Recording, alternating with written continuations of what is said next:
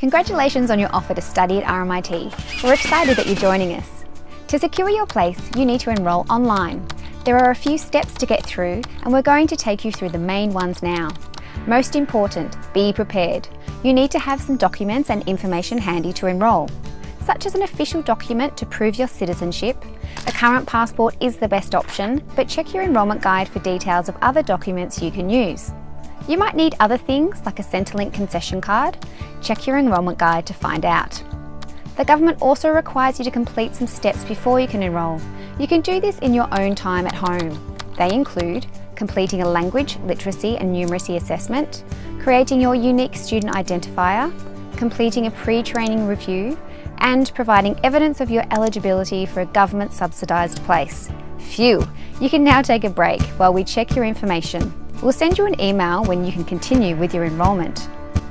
When you log into enrolment online, you'll only see the steps that you need to complete, such as My Checklist, which is where you'll add your personal details and, if you're eligible, indicate whether you want a VET student loan or apply for a fee concession.